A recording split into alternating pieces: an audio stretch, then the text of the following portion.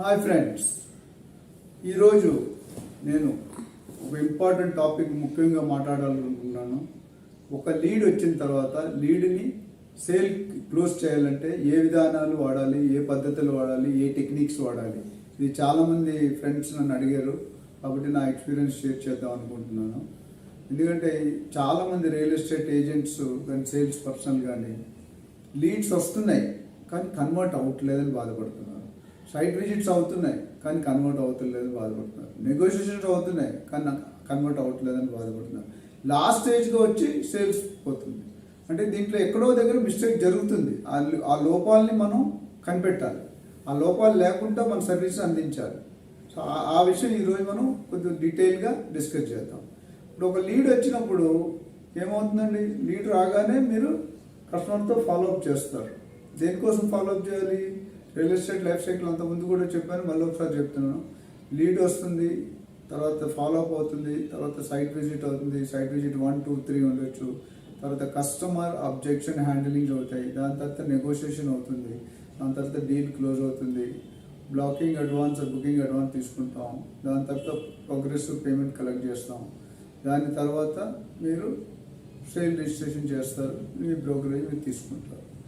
ఈ పద్ధతుల్లో మనం ఫస్ట్ స్టెప్లో లీడ్స్లో ఉన్నాం. లీడ్ నుండి మీరు కంటిన్యూస్గా ఫాలోఅప్ చేస్తారు. ఒకటి ఏంటంటే, కస్టమర్ని మీరు ఫ్రీక్వెంట్గా విసిగించకూడదు. ఫస్ట్ మీరు తెలుసుకోవాల్సిన ఏజెంట్ కానీ సేల్స్ పర్సన్ కానీ, what is the comfort time, convenient time, so that we can get in touch with the buyer. అది మీరు ముందే ఫస్ట్ మీటింగ్లోనే తెలుసుకోవాలి. లేకపోతే ఏమవుతుందంటే వాళ్ళు ఇరిటేట్ అయ్యి మిమ్మల్ని కంప్లీట్ బ్లాకింగ్ చేస్తారు. సో ఆ లీడ్కి వచ్చింది సైట్ విజిట్కి వచ్చే ముందు మీరు కస్టమర్ని సరిగ్గా అర్థం చేసుకోవడానికి ప్రయత్నించాలి. కస్టమర్ పర్సనల్ విషయాలు కాదు, అఫీషియల్గా ప్రాపర్టీకి సంబంధించి ఆయన మైండ్లో ఉన్న కోరికలు ఏంటి, అంబిషన్స్ ఏంటి, విజన్ ఏంటి, ఆయన రిక్వైర్మెంట్ ఏంటి, ఆయన పర్పస్ ఏంటి, దేనికోసం కొనుక్కుంటున్నాడు. నేను చెప్పినట్టు అంతకుముందు ఇన్వెస్ట్మెంట్ కోసం కొంటున్నారా, ఆయన ఉండడానికి కొనుక్కుంటున్నారా, రెంట్కి ఇవ్వడానికి కొనుక్కుంటున్నారా, లాంగ్ టర్మ్ ఇన్వెస్ట్మెంట్ కొనుక్కుంటారా, ఇవి క్లారిటీ లేకుండా మీరు లీడ్స్ ఫాలోఅప్ అయ్యి కన్వర్ట్ చేయడం అనేది కష్టం. చాలా 100 మంది మార్కెట్ అనాలిసిస్లో 100 లీడ్స్ ఉంటే 10 సైట్ విజిట్స్ అవుతాయి.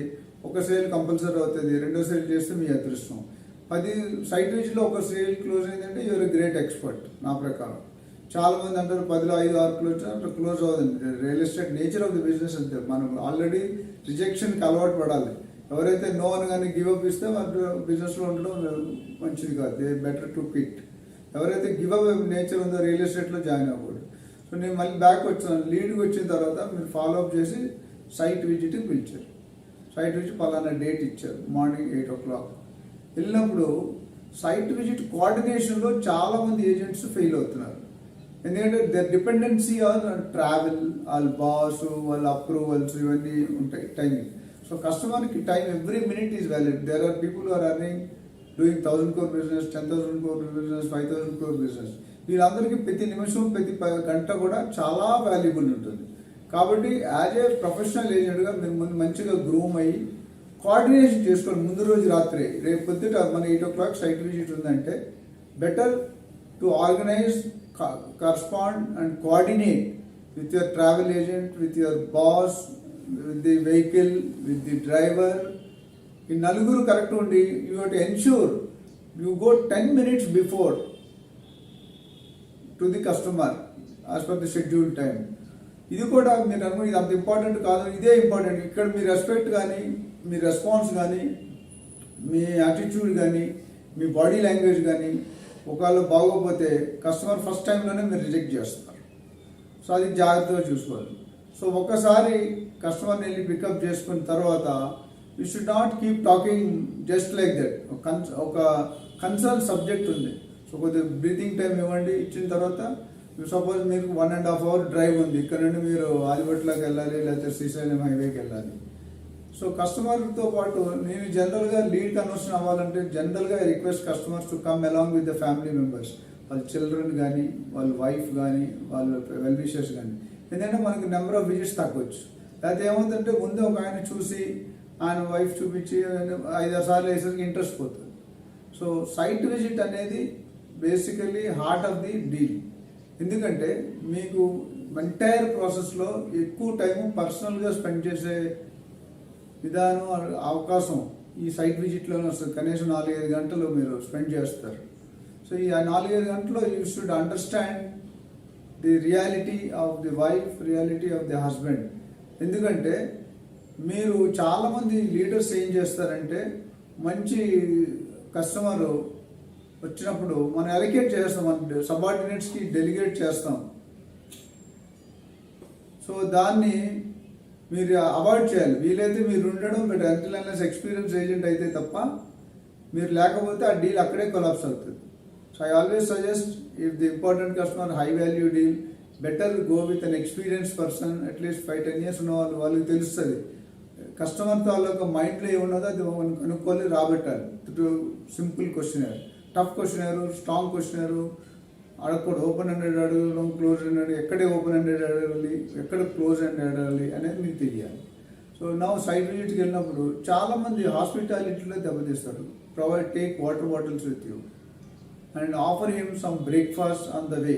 ఒక ½ an hour వెళ్ళిన తర్వాత 8-8:30 బయలుదేరుతారు కాబట్టి, ఎందుకంటే మీరు బ్రేక్ఫాస్ట్ లేకుండా తీసుకొస్తే సైట్ విజిట్ తీసుకెళ్తే కనుక మీరు ఫెయిల్ అవుతారు. ఎందుకంటే ఆయన ఆ క్లాస్ తిరిగి వచ్చేద్దాం అంటాడు. ఇప్పుడు సైట్ ట్రాఫిక్ జామ్ అయింది అనుకోండి, 2 hours వెళ్ళడానికి పోతే ఆటోమేటిక్గా 11-12 అయిపోయాను. కానీ కొంతమంది డయాబెటిక్స్ ఉంటారు, బీపీ ఉంటారు, పేషెంట్స్ ఉంటారు, వాళ్ళందరూ ఉండరు.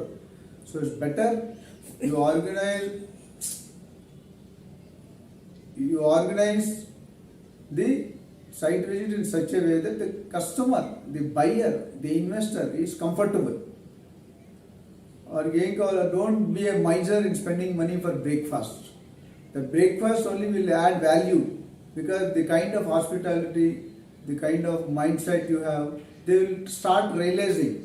So వాళ్ళకి ఏది కావాలో తినిపించి మీరు ముందుకెళ్ళి సైట్ విజిట్ సగం దూరం ఉందో అన్న మీరు ఏం చేయాలంటే కస్టమర్కి ఈ ప్రాజెక్ట్ గురించి ఇన్ఫర్మేషన్ ఇస్తూ ఉండాలి.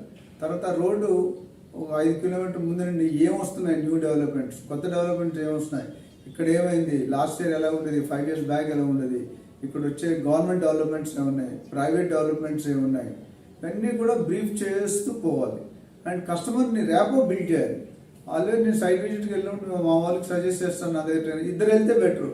ఎందుకంటే ఒక మనిషి అయితే పర్లేదు, ఒక ఫ్యామిలీ వచ్చింది అనుకోండి, 2 ఉండాలి. ఒకరిని ఫీమేల్స్తో మాట్లాడుతుండాలి, ఒకరిని జెంట్స్తో మాట్లాడి ఎంగేజ్ చేస్తుంటే you will get some good information, what is there in mind, what is there in the budget, what kind of house they are looking, what kind of flat they are looking, which location they are preferred అనేది మీకు information gather చేసుకోవాలి. ఎందుకంటే customer satisfy అయితేనే తీసుకుంటారు, satisfy కాకపోతే తీసుకోరు. So చాలామంది rapport బిల్డింగ్లో ఫెయిల్ అవుతారు, ఇన్ఫర్మేషన్ తీసుకోవడంలో ఫెయిల్ అవుతారు, అక్కడ ఇబ్బంది పడతారు. సో వన్స్ సైట్ విజిట్లో కార్లో ఉండి సైట్ విజిట్ చేస్తారు చాలా. Please don't do that. Saturday Sunday site వాళ్ళు వచ్చినప్పుడు కారు దిగి మన ప్రాజెక్ట్ నలుపక్కల చూపించాలి. ఎక్కడ వాటర్ ట్యాంక్ వస్తుంది, ఎక్కడ అమ్యూనిటీస్ వస్తాయి, ఎక్కడ ఫెసిలిటీస్ వస్తున్నాయి, ఎక్కడ స్విమ్మింగ్ పూల్ వస్తుంది, ఎక్కడ పార్కింగ్ వస్తుంది, ఎక్కడ టాట్లాట్స్ వస్తాయి, ఎక్కడ రోడ్స్ వస్తాయి, ఇవన్నీ కూడా అక్కడ ఏముండదు. మీరు తీసుకెళ్ళినప్పుడు రా ల్యాండ్ ఉంటుంది. రా ల్యాండ్ ఉన్నప్పుడు మీరు ఎక్స్ప్లెయిన్ చేయాలి, కస్టమర్ విజువలైజ్ చేసుకోవాలి. Customer should will. నేను ఒక కస్టమర్ని తీసుకెళ్ళాను, పెంట్హౌస్లో స్విమ్మింగ్ పూల్ ఉంది. మీకు అక్కడ అప్పుడు మేము వెళ్ళినప్పుడు ఏం లేదు, అక్కడ జస్ట్ ఎక్స్కవేషన్ సెల్లార్ స్టేజ్లో ఉంది. ఆయన స్విమ్మింగ్ పూల్ చెప్పి ఆయన స్విమ్మింగ్ పూల్లో స్విమ్ చేస్తున్నట్టు అజ్యూమ్ చేసాం, విజువలైజ్ చేయించాం. విజువలైజ్ చేసినప్పుడు he got tempted, he understood, he liked and he took the decision on the same day. అందరూ ఇలా తీసుకుంటారు. మనం ఏమి ఇస్తామో మనం చెప్పే దాన్ని బట్టి, మనం ఎలా చెప్తున్నాం, మనం ఎలా కమ్యూనికేట్ చేస్తాం. Pitching the product is very important. మార్కెటింగ్లో అవేర్నెస్ క్రియేట్ అవుతుంది, సేల్స్లో మీకు సేల్ అవుతుంది. సో సైట్ విజిట్ చేసినప్పుడు వాళ్ళకి ఎటువంటి డౌట్స్ ఉన్నా అండ్ ఆల్వేస్ మీ దగ్గర బ్యాకప్ ఉండాలి. ఏదైనా మీరు చెప్పిన దానికి ప్రూఫ్ ఉండాలి. సార్ ఇక్కడ ఎంత ఉంది, ఈ డెవలప్మెంట్ వస్తుంది, ఈ ప్రాజెక్ట్ వస్తుంది. ఫర్ ఎగ్జాంపుల్ మేము ఒక ఏరియాలో మార్కెట్ చేస్తాం, అది అక్కడ ఇండస్ట్రియల్ జోన్ ఉంది, పౌల్ట్రీ ఫార్మ్స్ ఉన్నాయి. దీంట్లో ఆ పౌల్ట్రీ ఫార్మ్స్ ఉంటే ఆ సైట్ పక్కన తీసుకున్నారు. అప్పుడు మేము ఏం చేసామంటే ఆల్రెడీ గవర్నమెంట్ నోటిఫికేషన్ ఇచ్చింది, ఇవి నెక్స్ట్ 2 years వెకేట్ చేయాలని. ఆల్రెడీ నోటీస్ 6 నెలలు అయింది, ఇంకో 1.5 years తర్వాత అది చూపించాక the customer got confidence. Okay, 2 సంవత్సరాలు 2.5 సంవత్సరాలు అవ్వచ్చు. ఓకే, సో అలాంటి బ్యాకప్స్ ఉండాలి. ఏమైనా government write-ups, city SEZ declarations, railway station, మొన్న మెట్రో చేశారు శంషాబాద్ వరకు. ఇలాంటివి ఏ ఉన్నా మీరు బ్యాకప్ పెట్టుకోవాలి. అప్రూవల్స్ కానీ, రేరా కానీ, హెచ్ఎండిఏ కానీ, డిటీసీపీ కానీ, జిహెచ్ఎంసీ ఏ అప్రూవల్ అయితే ఆ approval. So one site visit అయిపోయిన తర్వాత don't ask them immediately sir నచ్చిందా నచ్చలేదు.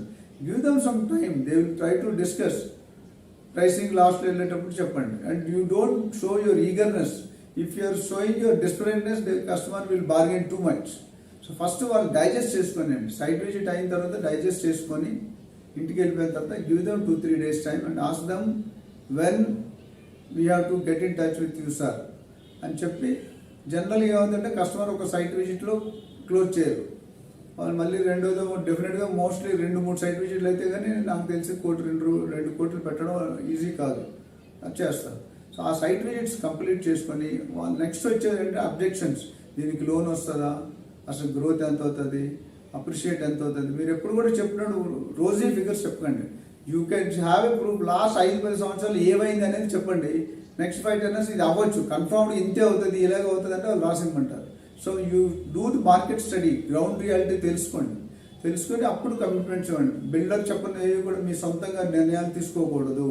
ఏదైనా డౌట్స్ ఉండి క్లారిఫికేషన్. ఫర్ ఎగ్జాంపుల్ ఇప్పుడు ప్లాట్ ఉంది, కొన్ని ప్లాట్లకి కొన్ని చిన్న ప్లాట్లకి అయితే ఎమ్యూనిటీస్ అన్ని హెచ్ఎండికి వేరే ఉంటాయి, ఎమ్యూనిటీస్ డిటీసీపీకి వేరే ఉంటాయి, రోడ్ విడ్త్ వేరే ఉంటుంది. సో ఇలాంటివన్నీ తెలుసుకోవాలి మీరు. క్లబ్ హౌస్ ఉంటే మెయింటెనెన్స్ ఎట్లా, మెంబర్స్కి ఎట్లా, అవుట్ సైడర్స్కి ఎట్లా, ఎన్ని రోజులు స్టే ఉండి, ఇవన్నీ చాలా డౌట్స్ వస్తాయి వాళ్ళు.